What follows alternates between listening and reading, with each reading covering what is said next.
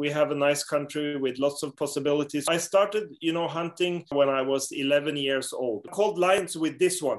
Killing is what it's about. The way of nature.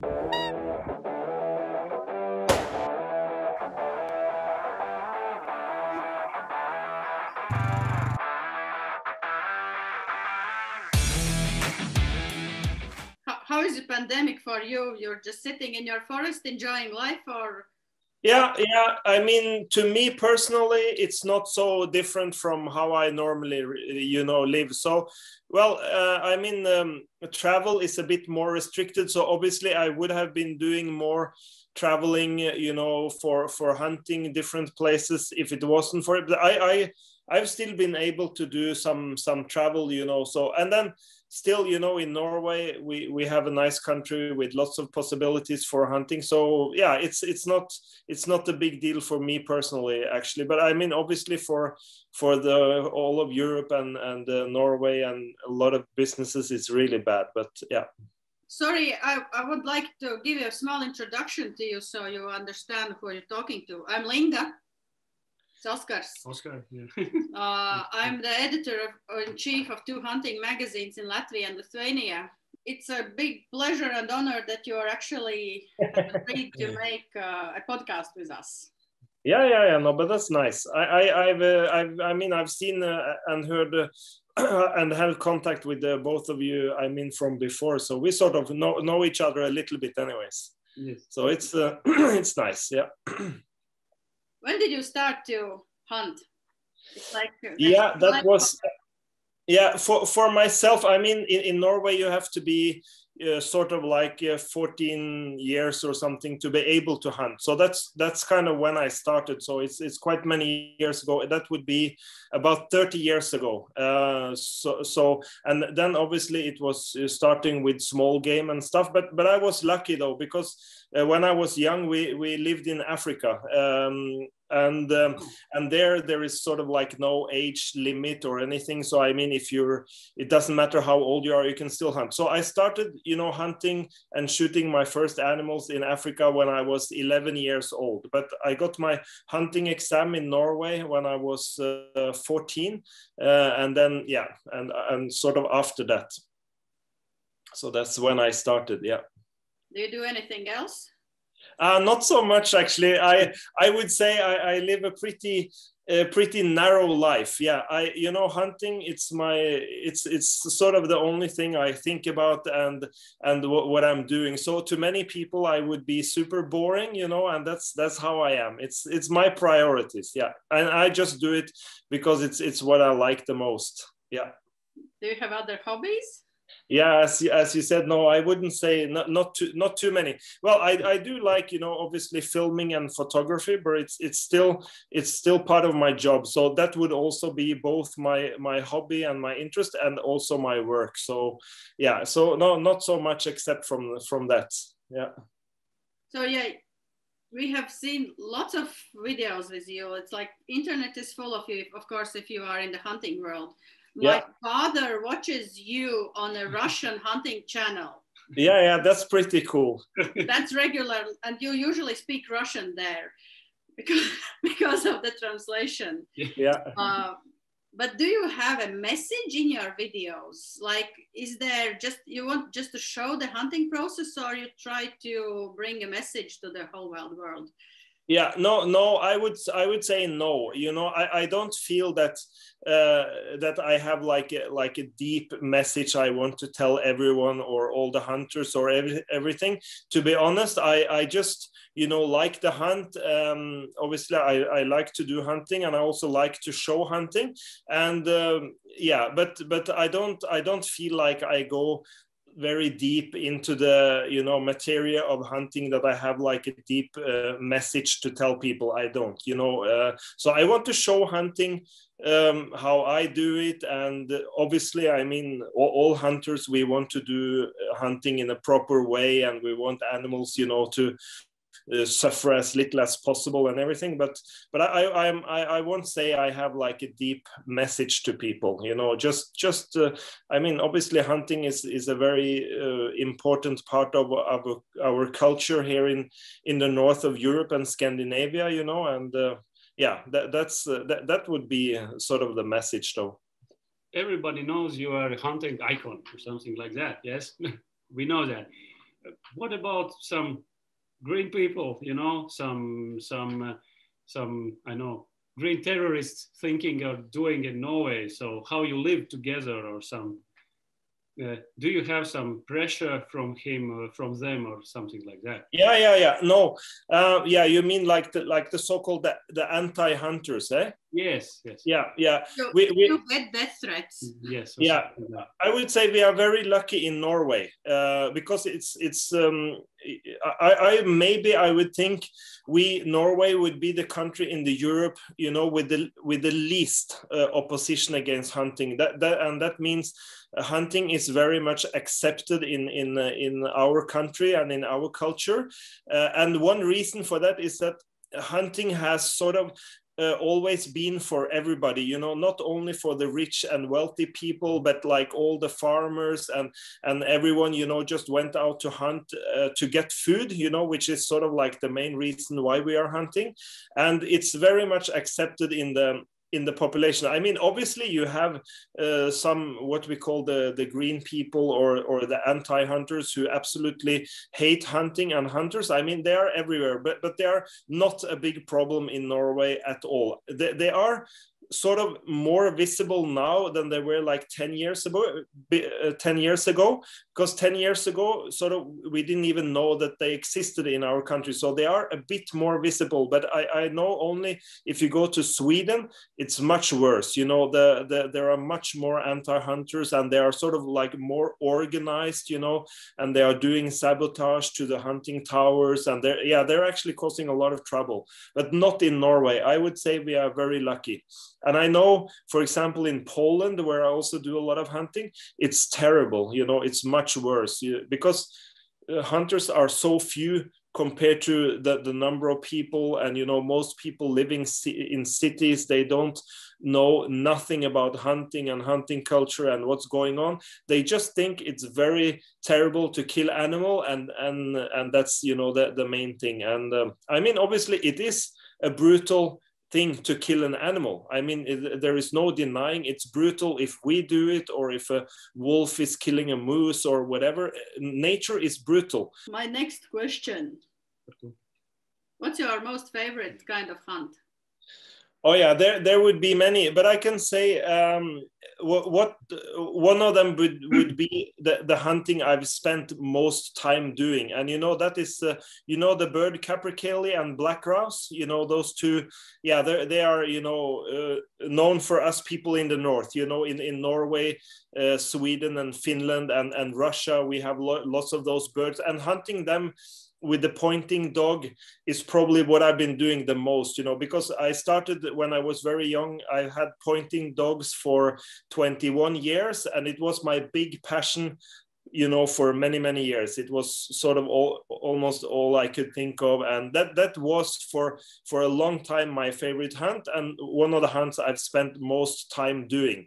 But obviously now I haven't had pointing dogs for at least 5 years, so I'm not doing that so much anymore, you know. So now I my favorite hunts would be obviously calling roebucks, calling foxes, hunting moose with dogs that we do here in Norway and Sweden, and hunting the red stags in the rutting time, you know, when they're roaring.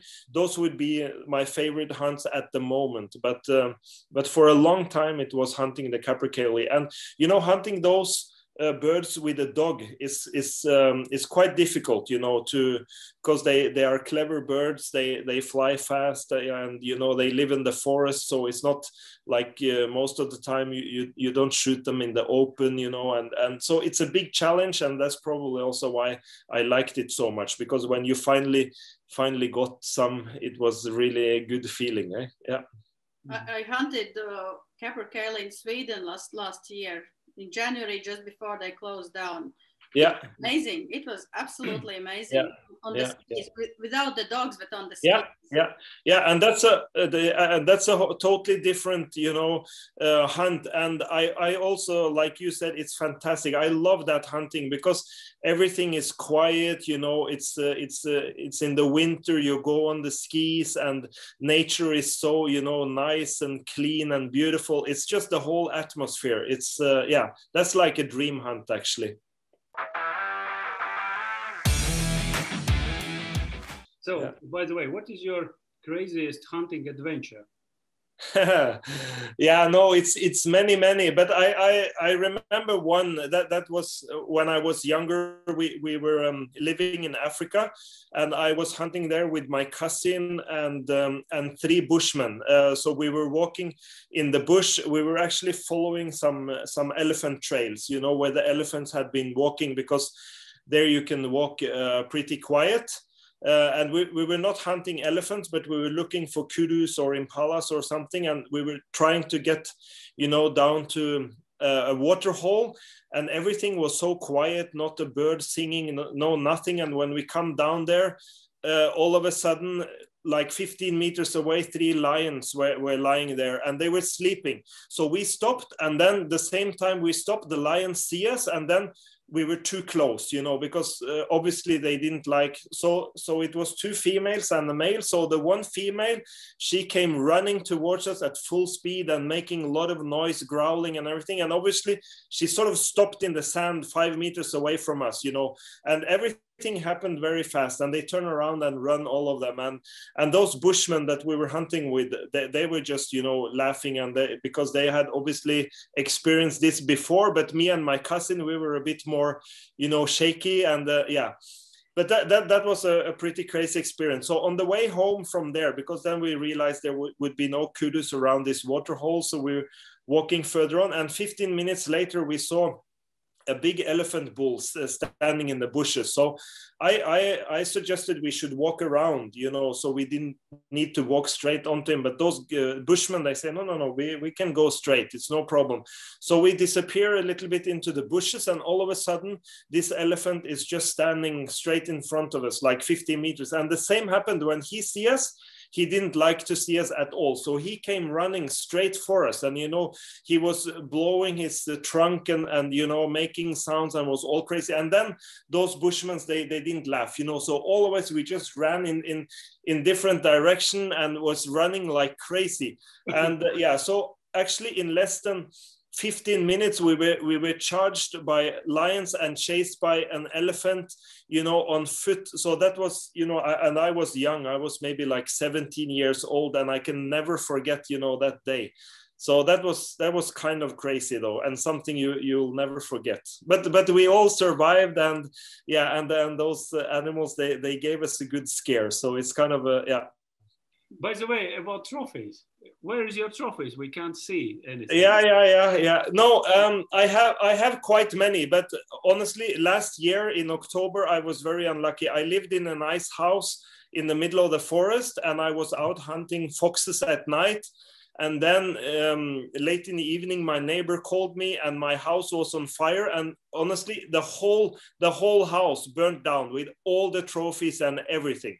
So last October, obviously, I still had lots of trophies that was not in the house. I had, you know, in the barn and everything, but all that was in the house burnt, you know. But for me, trophies has never been very important for me. The hunting experience and being out there hunting is much more important. So I didn't even, you know, obviously it's not fun when you lose everything you own. I mean, all the guns, all the trophies, everything else, you know, was lost in the fire. But still, I was thinking from day one that I should be very happy for what I actually have, instead of crying for what you lost or what you don't have. I mean, it won't make you any good if I sat down and started crying because I lost all my trophies. The most important is that I've had those hunts, I've had a nice experience, and I mean, trophies are still just trophies.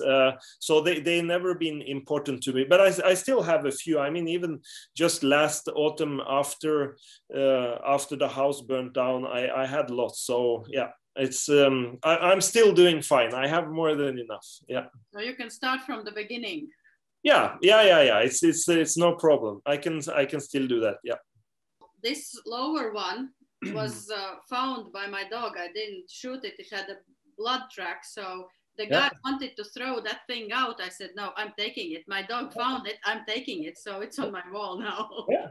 No, but it's still fine. And it gives your life some meaning. And it's obviously a nice memory. So when you look at it, you can remember it and everything. So, I mean, people are different. I mean, I have some trophies.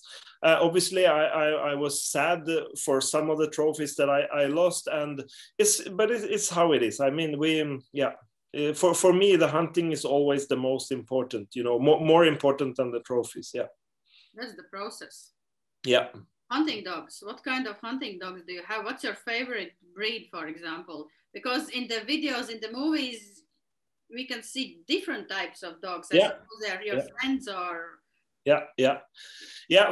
For myself, I've had the pointing dogs, the Gordon setter. I don't know. Do you know that one? The black and brown setter. Yeah, those were the ones I had. Not because I think they were the best or whatever. It was sort of like accidentally how I got the first one. So it was never like a planned thing. And obviously, when I bought my first one, or actually got the first one, I liked it. So my second one was also Gordon setter, and then I've had this Norwegian moose hound, the smaller one, not the Swedish Jämthound, but the Norwegian smaller one. So I've had one of those.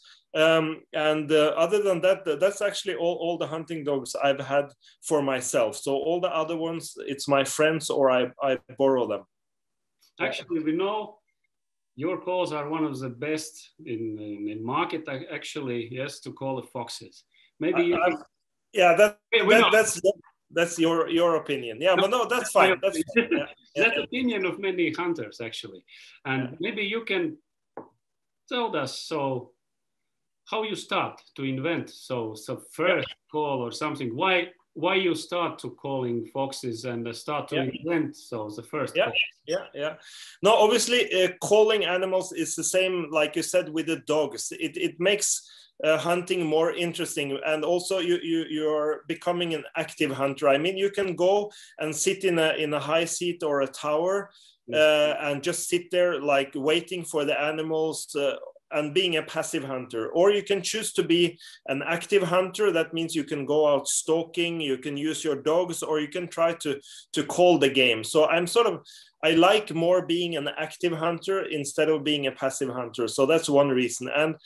And obviously I was lucky. I started calling, I called my first roe deer early in the 90s when I was young. And I mean, everything you do when you are young, it gives you like a strong impression, experiences you have when you are young, they stick better with you than when you're more adult, if you see what I mean, because everything feels strong, So I was lucky. I had some good experiences calling my first roe deer when I was quite young, and obviously I became a fan.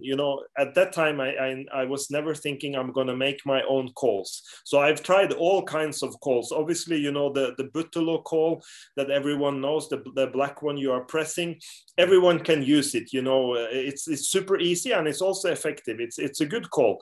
But then, and you have all kinds of other calls, mouth calls, and you have electronic calls, and I've tried them all, and it's very, very interesting. And then so why did I start producing my own calls? It's also started with you guys.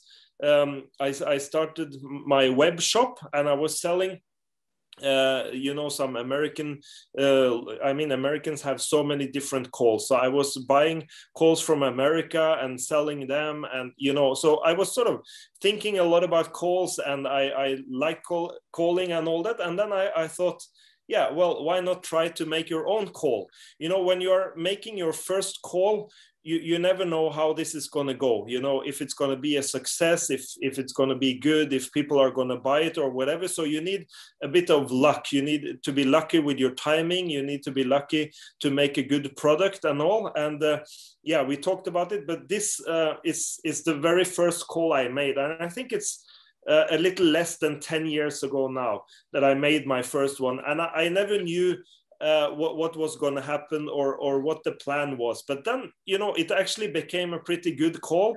It was effective on the foxes and people started using it.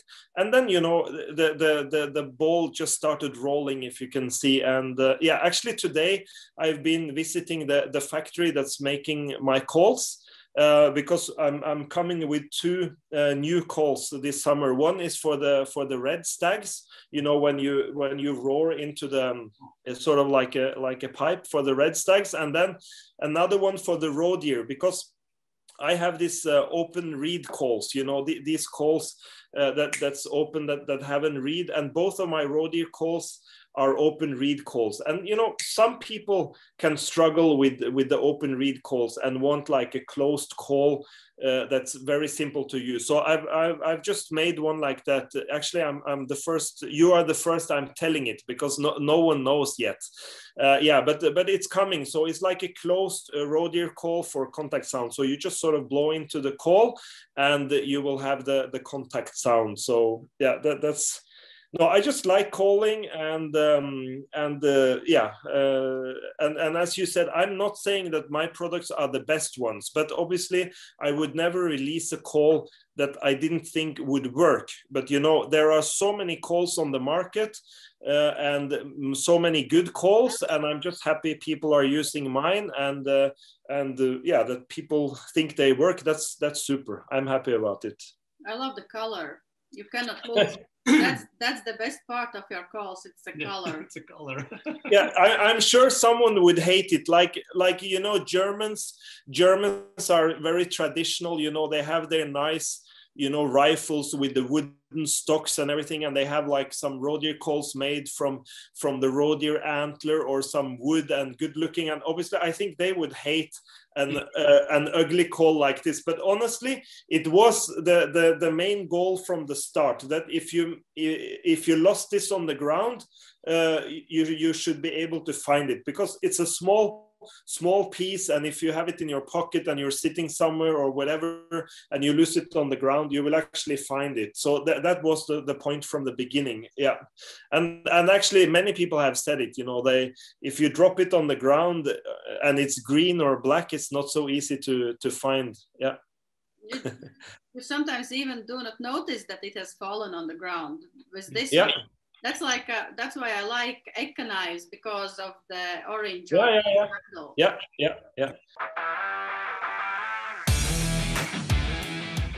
So what about designs for your calls? Yeah. Is that all designs are Kristofferis Clausenas designs, or you have a team who are working on calls? I have a friend. That's the factory I went to today. So I go to him. We sit in the office. We do some drawing on the paper, and he's obviously the expert.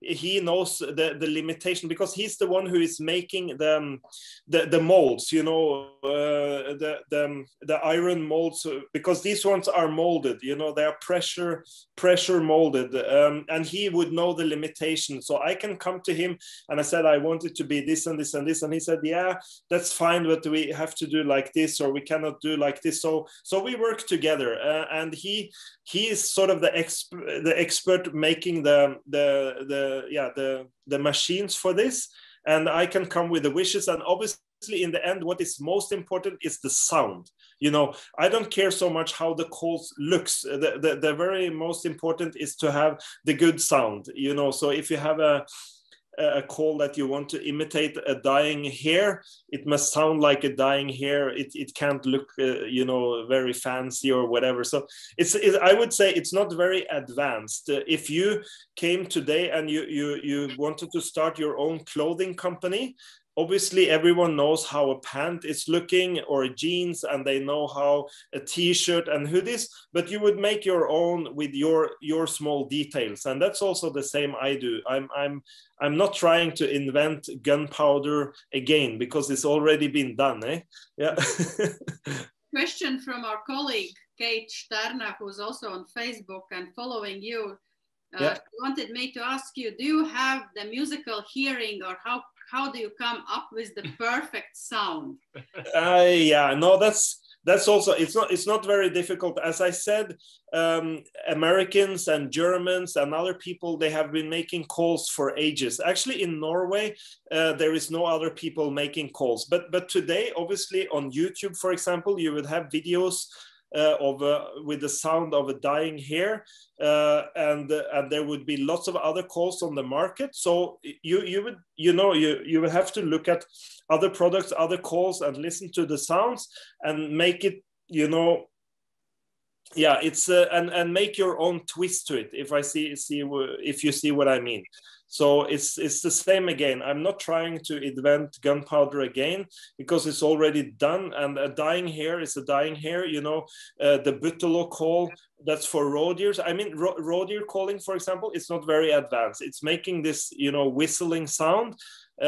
And honestly, it doesn't actually sound very much like a real roe deer, because I've heard them calling a lot, but it makes the roe deer react, and that's what you want, So yeah, I won't say I have a very musical ear or anything, but yeah. Well, in Latvia, we also have been quite traditional due to the historical things, like hunters mostly go for shooting from high seats and driven hunts, which are like a divine thing. Yeah. Like being active as you hunt or start to use calls, that's quite new here. And we have been banging our heads on the wall trying to bring that idea to people, that you can actually call the animal. Yeah. What is your advice to all those people who are looking at it like, oh, that's shit?